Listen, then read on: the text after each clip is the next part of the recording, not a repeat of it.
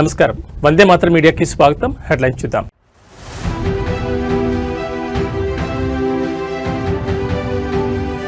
భవానీపురం జోజీ నగర్ లో ఇళ్ల కూల్చివేతలతో తీవ్ర ఉద్రిక్తత.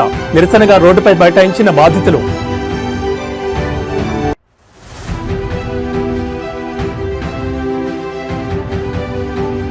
జీడిమెట్ల పారిశ్రామిక కార్మికులతో కేటీఆర్ మేము అధికారంలోకి వచ్చాక ఆ భూములను వెనక్కి తీసుకుంటామని హామీ.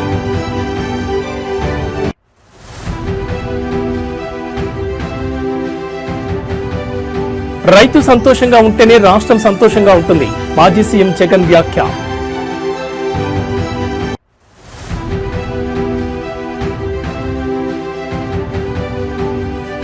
ఇండిగో విమానాలకు కష్టాలు. వరుసగా 3వ రోజు భారీగా సర్వీసులు రద్దు.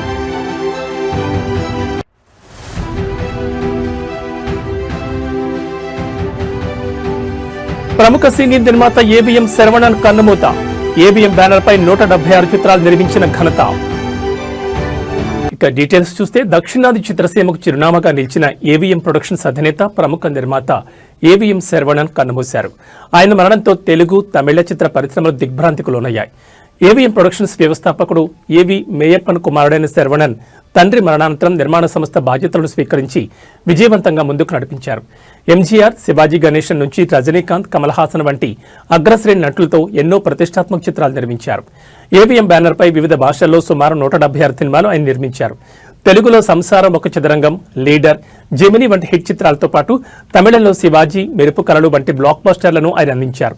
సినిమాలే కాకుండా తెలుగు, తమిళం, మలయాళంలో పలు సీరియళ్లను కూడా నిర్మించారు. 2014లో వచ్చిన ఎదువం కదాందు పొగుం ఈ బ్యానర్లో వచ్చిన చివరి చిత్రం.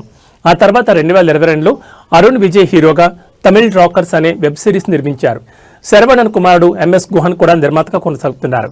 శరవణన్ మృతి పట్ల పలువురు సినీ ప్రముఖులు, నటులు తీవ్ర సంతాపాన్ని వ్యక్తం చేశారు.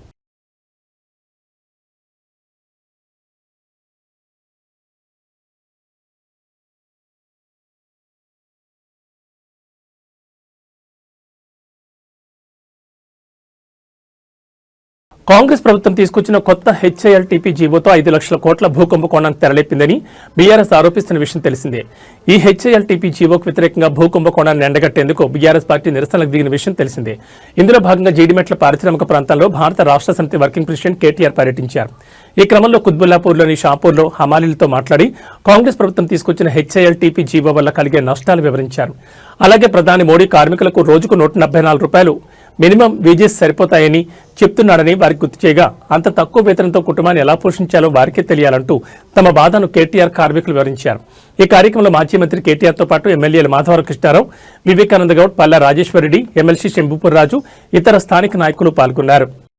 ప్రధానంగా చిన్న చిన్న పరిశ్రమలు పనిచేసుకునే వాళ్ళమే ఎక్కువ మంది. దాంట్లో కూడా మినిమం వేజెస్ ఎక్కడ లేదు. మన ప్రధాని గారు చెప్పడంలో 174 రూపాయలు ఒక కార్మికుడు ప్రతిరోజు 2 పిల్లలను, తాను, తన భార్య, తన తల్లి, తండ్రిని, ఇద్దరిని 6 మందిని పోషించుకోవాలని చెప్పారు. పార్లమెంట్ సాక్షిగా మీరు అందరు విన్నారు. కానీ ఈ భారతదేశంలో ఎవరైనా ఆ విధంగా మనం బతకగలిగి చూపిస్తే గిన మేము ఎర్రన్నలమంతా మా వేరే విధంగా మాట్లాడగలం. కానీ అంత దుర్మార్గమైనటువంటి ప్రభుత్వం నడిపిస్తున్నారు బీజేపీ కానీ, కాంగ్రెస్ కానీ పేదల బ్రతుకులు ఎక్కడ మినిమం వేజెస్ ఎక్కడ లేదు. ఏ కంపెనీలో పోయినా ఎక్కడ పోయినా మినిమం మహిళా కార్మికులకు 6,000, పురుష కార్మికులకు 12 గంటలు చేస్తేనేమో 10,000, తప్పితే 6,000 రూపాయలు 7,000 రూపాయలు జీతాలు ఇస్తున్నారు. ఒకటి చెప్పాను, నువ్వేమో మినిమం కూడా అంటున్నావు. ఆ మినిమం కూడా దొరకదు ఇక్కడ. మరి అది ఎక్కువ అది పోతుంది. నేనేమంటున్నా అంటే అసలు మొత్తమే కార్మికులు లేకుండా పోతుంది. సో నేను నా రిక్వెస్ట్ మీ పెద్దవాళ్ళతో కూడా మీరు మాట్లాడండి. మీరు మీ పార్టీలో కూడా మాట్లాడండి. వాళ్ళకు కూడా చెప్పండి. మేము కూడా రౌండ్ టేబుల్ పెట్టి వాళ్ళకు కూడా ఆహ్వానిస్తాం. మార్కెట్ వాల్యూ 1,00,000 గజం చెప్పాడు. 50 కోట్లు ఒక ఎకరం. అంటే దగ్గర ఇప్పుడు చూస్తే మొత్తం 50,000 కోట్ల ఆస్తి. 50,000 కోట్ల ఆస్తి. ఇది కేవలం ఇక్కడ ఉండే కొంతమంది బడాబాబులు, పెద్దవాళ్ళు, డబ్బులున్న వాళ్ళకి జస్ట్ 12,000 గజం ఉన్నదాన్ని 4,000 గజం ఇచ్చేస్తా అంటున్నారు. ఆ 4,000 గజం ఇచ్చేసి అపార్ట్మెంట్లు కట్టుకోండి, పరిశ్రమ తీసేసి కాలుష్యానికి అందరం వ్యతిరేకం. కాలుష్యం ఉండే పరిశ్రమలు హైదరాబాద్ లో ఉండాలా వద్దా అంటే తరలించాలి. మనం కూడా ప్రయత్నం చేస్తాం. తరలిస్తే ఎక్కడ తరలించాలా? మనం ఫార్మాసిటీ అని పెట్టాం. ఫార్మాసిటీ అంటే ఇక్కడ పరిశ్రమను అక్కడ తీసుకెళ్లాలి. ఇప్పుడు మీరు అందరూ ఉన్నారు, మీకు పిల్లలు ఉంటారు. స్కూల్స్ ఉంటాయి, అట్లాగే మీకు కావాల్సిన ఇక్కడ అంటే చిన్న వ్యాపారాలు అవన్నింటినీ కూడా అక్కడ ఏర్పాటు చేసి తరలిస్తే పోతుంది, లేదా పోదు. కాబట్టి తరలించాలంటే కూడా మొత్తం వ్యవస్థ ఏర్పాటు చేయాలి. ఈయన ఏం చేస్తున్నాడు, ₹1,00,000 గజం ఉన్న దానికి కొంతమంది బడా బడా సీట్లు 4,000 గజాలు వాళ్ళు ఏం చేస్తారు, వీళ్ళ అన్నదమ్ములకు వీళ్ళ బడా ఇక్కడ కాంగ్రెస్ లీడర్లకు బ్యాక్ ఎండ్ లో ఒప్పందాలు చేసి ఒక 10 తరాలకు సరిపడా ఆస్తిని కూడబెట్టుకునే ప్రయత్నంలో ఉన్నారు. హైదరాబాద్ లో మీకు గుర్తులాపూర్ ఒక పార్క్ కడదామంటే జాగలేదు. అన్న చెప్తున్నాడు ఇందిరమ్మ ఇండ్లు ఇవ్వచ్చు కదా, మరి మీకు ఇందిరమ్మ ఇండ్లు కడతా అన్నాడు. మరి ఇందిరమ్మ ఇండ్లు ఇందులో సగం తీసుకొని కట్ట ఎవడొద్దనండి. ఇందిరమ్మ ఇండ్లకు జాగలేదు, రోడ్ వైడనింగ్ చేద్దామంటే జాగలేదు, పార్కింగ్ కి జాగలేదు, ఆఖరికి చచ్చిపోతే బొందలగడ్డకు జాగలేదు. ఇవన్నీ ఇట్లా పెట్టుకొని అపార్ట్మెంట్లు మాల్స్ ఇష్టం ఉన్నట్టు కట్టుకొని నేను పర్మిషన్ ఇస్తాను. కరెక్టా? నేను ఈ ప్రభుత్వానికి చెప్పేది ఒకటే, మీరు ఈ 5 లక్షల కోట్ల ప్రభుత్వ ఆస్తి ప్రజల ఆస్తి, ప్రభుత్వ ఆస్తి అంటే ప్రజల ఆస్తి, దీన్ని సరైన పద్ధతిలో వినియోగించండి. పేదలకు ఇల్లు కట్టివ్వండి, మేము వ్యతిరేకం కాదు. ఈ భూములు వెనక్కి తీసుకోండి, కావాలంటే 50%, 60% వెనక్కి తీసుకోండి. గ్రీన్ ఇండస్ట్రీలు పెట్టండి, మేము వ్యతిరేకించట్లేదు. అట్లాగే ఐటీ పార్కులు పెట్టండి, మేము వ్యతిరేకించట్లేదు. కానీ పారిశ్రామికవేత్తలకు అడ్డికి పావుషేరుకు రాసిస్తాం. మీరు ఇష్టం ఉన్న అపార్ట్మెంట్లు కట్టుకోండి, మాల్స్ కట్టుకోండి, మీరు ఎంజాయ్ చేయండి. ప్రజల సొమ్మును మీరు అత్త సొమ్ము అల్లుడు దానం అన్నట్టు మేము దానం చేస్తాము, మీరు అమ్ముకోండి, ఇష్టం ఉన్నట్టు చేసుకోండి అంటే బీఆర్ఎస్ చూస్తూ ఊరుకోదు. నేను పారిశ్రామికవేత్తలు కూడా చెప్తా ఉన్నా, మీరు ఈ ప్రభుత్వం ఇచ్చే ఆషాఢపు సేల్ ఆఫర్ లాంటి ఆఫర్లు తీసుకొని మీరు 4 డబ్బులు కట్టి ఇది మాది అయిపోతుంది అని మీరు అనుకుంటే మీరు పప్పులో కాలేస్తున్నారు. ఖచ్చితంగా మళ్లీ వచ్చేది బీఆర్ఎస్ ప్రభుత్వమే. మేము ఈ HILTP అనే పాలసీ ఏదైతే ఉందో దీన్ని ఖచ్చితంగా రద్దు చేస్తాం. ఇవాళ ఎవరైనా డబ్బులు పెడితే మీరు నష్టపోతారు. ఇక్కడ కార్మిక నాయకులతో మాట్లాడినాం, వారు అంటున్నారు ఈ ప్రాంతంలో 3-4 లక్షల మంది కార్మికులు ఉన్నారు, మరి మేమెక్కడ పోవాలా అని వారు మాట్లాడుతున్నారు. అంటే నిజంగా ఒక పరిశ్రమను తరలించాలంటే కూడా కొంత ప్లానింగ్ ఉండాలి. విజయవాడ నగరంలోని భవానీపురం ప్రాంతంలో ఈ ఉద్రిక్త ఘటన చోటు చేసుకుంది. శ్రీలక్ష్మి రామ కోఆపరేటివ్ సొసైటీకి చెందిన 42 ఫ్లాట్లను అధికారులు భారీ పోలీస్ బందోబస్తు మధ్య కూల్చివేశారు. ఈ ఫ్లాట్లలో తాము గత 25 ఏళ్లుగా నివాసం ఉంటున్నామని బాధితులు ఆవేదన వ్యక్తం చేస్తున్నారు. అధికారుల చర్యల వల్ల తాము ఇప్పుడు రోడ్డున పడ్డామని వారు వాపోతున్నారు. కూల్చివేతలకు వ్యతిరేకంగా తాము న్యాయస్థానాన్ని ఆశ్రయించామని, కోర్టు తీర్పు తమకు అనుకూలంగా ఉన్నప్పటికీ అధికారులు ఏకపక్షంగా అక్రమంగా ఈ చర్యకు పాల్పడ్డారని బాధితులు తీవ్ర ఆరోపణలు చేస్తున్నారు. అధికారుల చర్యలకు నిరసనగా కొందరు బాధితులు పెట్రోల్ పోసుకుని ఆత్మహత్యత్నానికి కూడా పాల్పడ్డారు. దీంతో అక్కడ తీవ్ర ఉద్రిక్త పరిస్థితులు నెలకొన్నాయి. కూల్చివేతలను వ్యతిరేకిస్తూ బాధితులు రోడ్లు మూసివేసి ఆందోళన దిగారు. వారిని అడ్డుకునేందుకు ప్రయత్నించిన పోలీసులతో బాధితులు వాగ్వాదానికి దిగారు. ఫ్లాట్లు కూలుస్తున్న సమయంలో పట్టించుకోకుండా ఇప్పుడు ఎందుకు వచ్చారు అంటూ వారు పోలీసులు నిలదీశారు.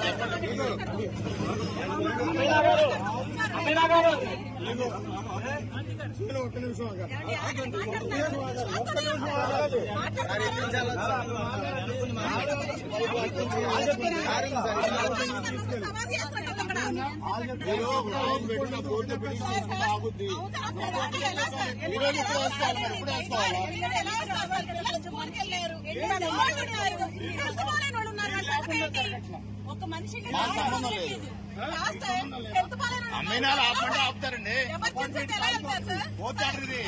కాలిపోతుందండి, ఏం చేస్తారు?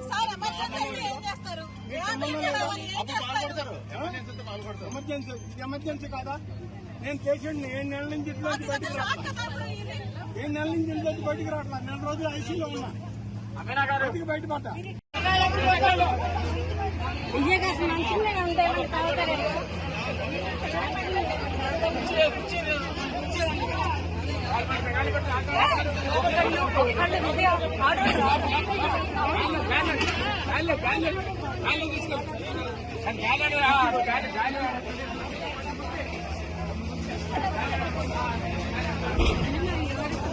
ఆంధ్రప్రదేశ్ రాష్ట్రంలో కూటమి ప్రభుత్వంతో రైతులు సంతోషంగా లేరని మాజీ సీఎం జగన్ తీవ్ర విమర్శలు చేశారు.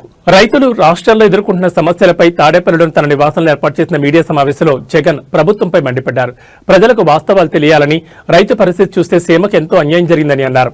ఏ ప్రభుత్వమైనా రైతు సంతోషంగా ఉంటేనే రాష్ట్రం సంతోషంగా ఉంటుందని జగన్ చెప్పుకొచ్చారు. సీఎం చంద్రబాబు నాయుడు హయాంలో రైతులు తీవ్రంగా నష్టపోతున్నారని, పండగలా ఉండాల్సిన వ్యవసాయం చంద్రబాబు హయాంలో దండగ్గా మారిందని జగన్ విమర్శించారు. తన హయాంలో రైతులకు ఉచిత పంటల బీమా హక్కు లభించిందని, కేవలం 19 నెలల పాలనలో 17 సార్లు ప్రకృతి వైపరీత్యాలు సంభవించిన 84 లక్షల మంది రైతులలో 19 లక్షల మందికి మాత్రమే పంటల బీమా అందిందని జగన్ పేర్కొన్నారు. చంద్రబాబు పాలనలో రైతు జీవితాలు భిన్నమయ్యాయని, బాబు పాలనలో పెండింగ్లో ఉన్న 1100 కోట్ల ఇన్పుట్ సబ్సిడీ బకాయిలను తమ హయాంలో చెల్లించామని, ఉచిత పంటల బీమా కోసం తమ హయాంలో 7,800 కోట్లు ఖర్చు చేశామని తెలిపారు జగన్.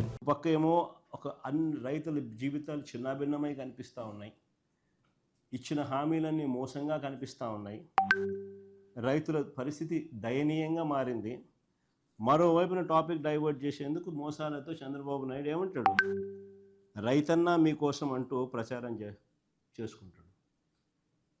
పేపర్లో అసలు ఈనాడు పేపర్లో చూస్తే పేపర్ కటింగ్ చూడండి ఒకసారి. రైతన్నా మీకోసం అంట ఏమంటాడు, కార్యక్రమాన్ని రాష్ట్ర వ్యాప్తంగా విజయవంతం చేసిన రైతులందరికీ ధన్యవాదాలు అంట. అసలు రైతుల దగ్గరికి పోయే పరిస్థితి లేదు వీళ్ళకు. పోతే రైతులు తిడతారు, కొడతారు. రైతుల సమస్యల దగ్గర నుంచి మొదలు పెడదాం. నిజంగా ఈరోజు రాష్ట్రంలో వ్యవసాయం ఎలా ఉంది, రైతుల పరిస్థితి ఎలా ఉంది అన్నది నిజంగా చూస్తే రాష్ట్రంలో పాలన సేవ్ ఆంధ్రప్రదేశ్, సేవ్ ఆంధ్ర అన్న పరిస్థితి మాదిరిగానే ఆంధ్ర రాష్ట్రంలో పాలన సాగుతూ ఉంది. అందరూ కూడా దేశం మొత్తం కూడా హలో ఇండియాస్, మా రాష్ట్రం వైపు ఒకసారి చూడండి అని చెప్పి నిజంగానే ప్రతి ఒక్కరం అనాల్సిన పరిస్థితిలోనే ఈ రాష్ట్రంలో ఈరోజు పాలన సాగుతూ ఉంది. మరి ముఖ్యంగా అడుగులు ముందుకు వేస్తే వ్యవసాయం అన్నది 62% జనాభా దాని మీద ఆధారపడి ఉన్న సెక్టర్. ఈ వ్యవసాయం అన్నది ఏ రాష్ట్ర ప్రభుత్వమైనా కూడా రైతులను సంతోషంగా పెట్టి, వ్యవసాయం అన్నది ఒక పండుగగా చేస్తేనే, రైతు సంతోషంగా ఉంటేనే రాష్ట్రం సంతోషంగా ఉంటుంది. రైతు కూలీ సంతోషంగా లేకపోతే రాష్ట్రం ఎప్పుడూ కూడా ఎదగదు, వెనకడుగు వేయాల్సింది. మా హయాంలో పండుగగా ఉన్న వ్యవసాయం చంద్రబాబు నాయుడు గారి హయాంలోకి వచ్చేసరికి అది దండుగలా మార్చిన పరిస్థితుల మధ్య ఈరోజు రాష్ట్రంలో వ్యవసాయం కొనసాగుతూ ఉంది. దేశంలోని అతిపెద్ద బడ్జెట్ విమానయాన సంస్థ ఇండిగోకు కష్టాలు కొనసాగుతున్నాయి. ప్రధానంగా సిబ్బంది కొరత కారణంగా విమాన సర్వీసులకు తీవ్ర అంతరాయం కలుగుతోంది. వరుసగా 3వ రోజైన గురువారం కూడా దేశవ్యాప్తంగా పలు విమానాశ్రయాల్లో పెద్ద సంఖ్యలో విమానాలు రద్దు చేయడంతో వేలాది మంది ప్రయాణికులు గంటల తరబడి పడిగాపులు కాయాల్సి వచ్చింది. ఢిల్లీ, ముంబై, హైదరాబాద్, బెంగళూరు వంటి ప్రధాన నగరాల్లో ఇండిగో కార్యకలాపాలు స్తంభించాయి. ఇవాళ ఉదయం ఢిల్లీ నుంచి బయలుదేరాల్సిన 30కి పైగా విమానాలు, హైదరాబాద్లో సుమారు 33 విమానాలు రద్దయ్యాయి. నేడు దేశవ్యాప్తంగా 170కి పైగా ఇండిగో విమానాలు రద్దయ్యే అవకాశం ఉంది. నిన్న కూడా 4 ప్రధాన నగరాల్లో కలిపి దాదాపు 200 సర్వీసులను నిలిపివేశారు. విమానాల రద్దుపై ఇండిగో స్పందించింది. తమ కార్యకలాపాలకు తీవ్ర అంతరాయం కలిగిందని అంగీకరిస్తూ ప్రయాణికులకు క్షమాపణ చెప్పింది. ఊహించని కార్యాచరణ సవాళ్లు, సాంకేతిక లోపాలు, శీతాకాలం షెడ్యూల్ మార్పులు, సిబ్బంది రోస్టరింగ్ సంబంధించిన కొత్త నిబంధనలు వంటి అనేక కారణాలు తమ కార్యకలాపాలపై ప్రభావం చూపాయని ఒక ప్రకటనలో తెలిపింది. పరిస్థితిని అదుపులోకి తెచ్చేందుకు రాబోయే 48 గంటల పాటు షెడ్యూల్లో సర్దుబాట్లు చేస్తున్నామని, త్వరలోనే సేవలను సాధారణ స్థితికి తీసుకొస్తామని పేర్కొంది.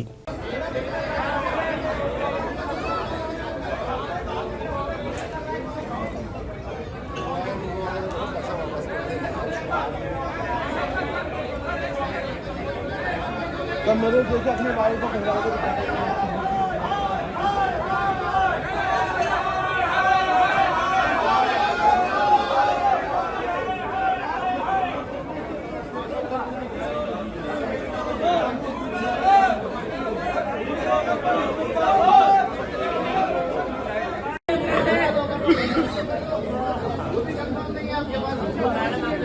अगर ये जवाब नहीं दे पा रहे तो इंडिया लेवल तो होंगे ना, इंडिया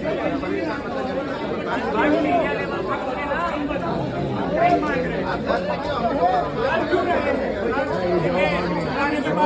हम भी पागल हो रहे हैं।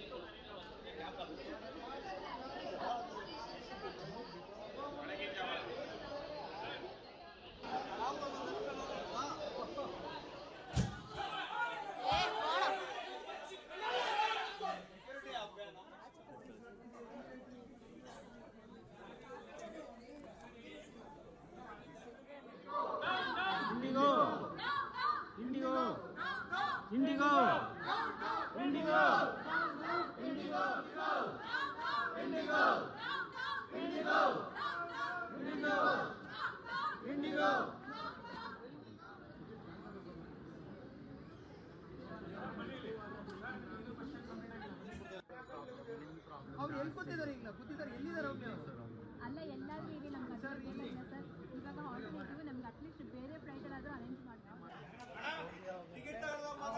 ಅಲ್ಲ ಕನ್ನಡಕ್ಕೆ ಟಿಕೆಟ್ ಬೇಕು, ಕನ್ನಡಕ್ಕೆ ದುಡ್ಡು ಬೇಕು, ಕನ್ನಡ ಏರ್ಪೋರ್ಟು ಬೇಕು, ಮತ್ತೆ ಕನ್ನಡ ಬರೋದಿಲ್ಲ. ಮಾಡಿ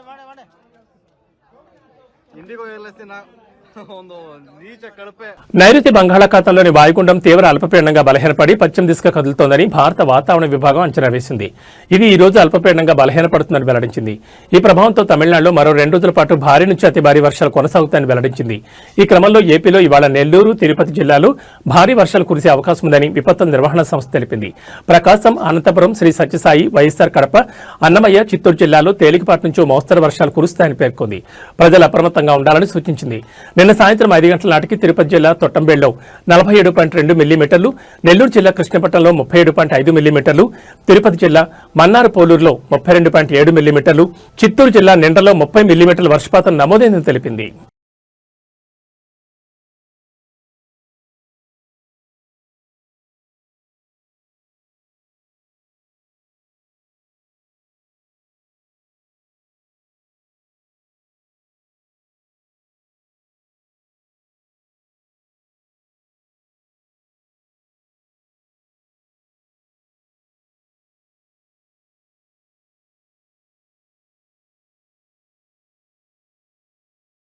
ప్రభుత్వ ఆసుపత్రులంటే పేద ప్రజలకు భరోసా, కానీ వరంగల్లోని ఒక ప్రభుత్వ ఆసుపత్రిలో మాత్రం రోగులకు రక్షణ లేకుండా పోయింది.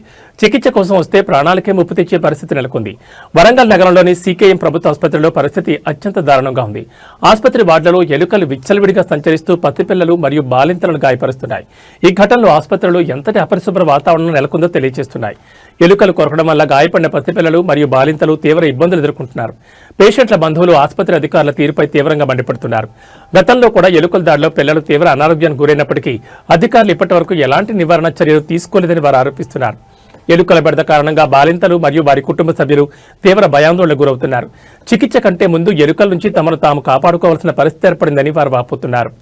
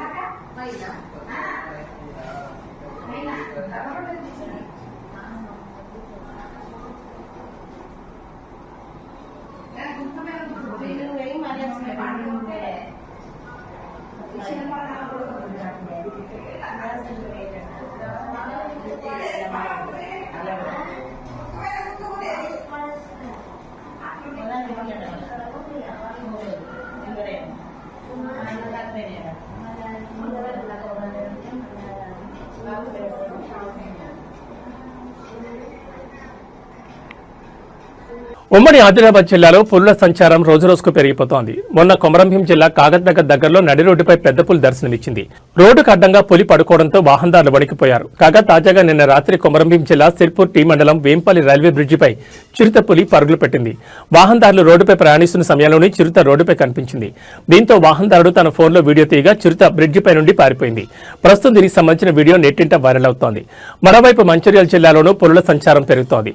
ఇటీవల బెల్లంపల్లిలోని కన్నాల పరిధిలోనూ పెద్ద పులి సంచారం కలకలం రేపింది. జిల్లాలో పులుల సంచారం పెరగడంతో రైతులు జాగ్రత్తగా ఉండాలని అధికారులు సూచిస్తున్నారు.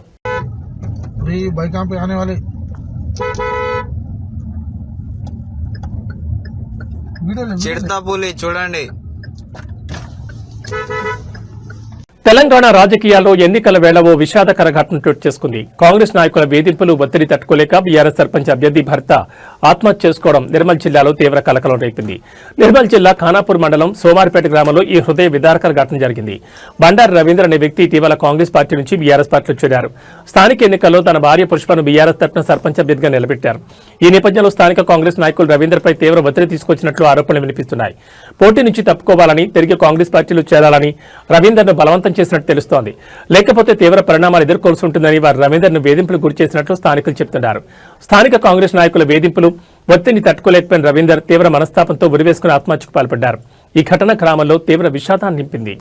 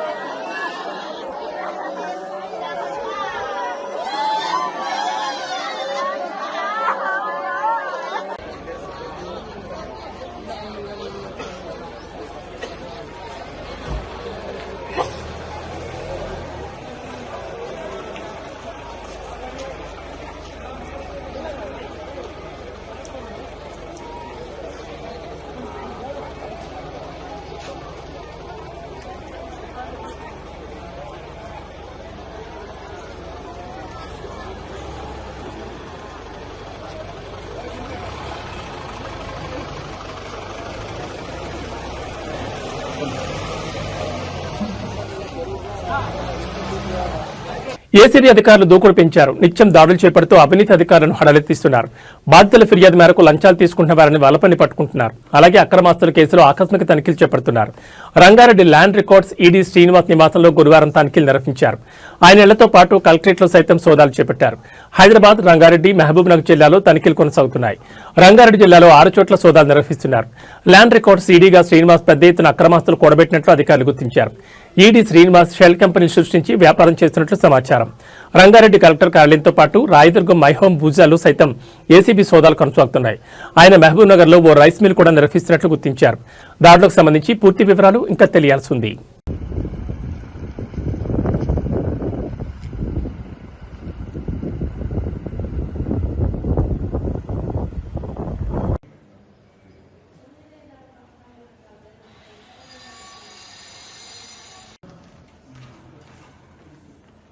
ప్రేక్షకులు ఎంతగానో ఆసక్తిగా ఎదురుచూస్తున్న బాలకృష్ణ అఖండ 2 తాండవం సినిమా విడుదలకు కొన్ని గంటల ముందు ఊహించిన అడ్డంకి ఎదురైంది.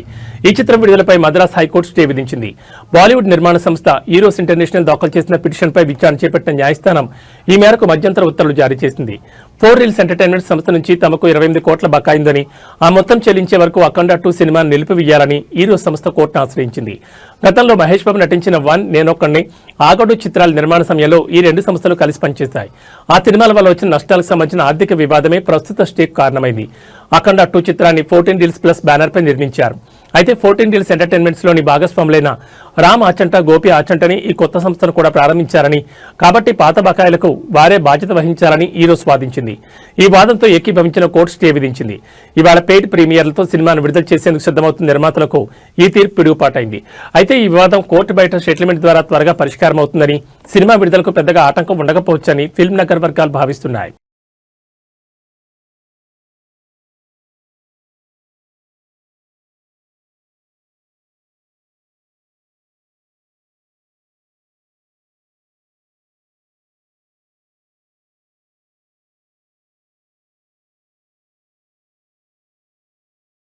ఈ బులెటిన్ విశేషాలు మరో బులెటిన్లో మళ్ళీ కలుసుకుందాం. నమస్కారం.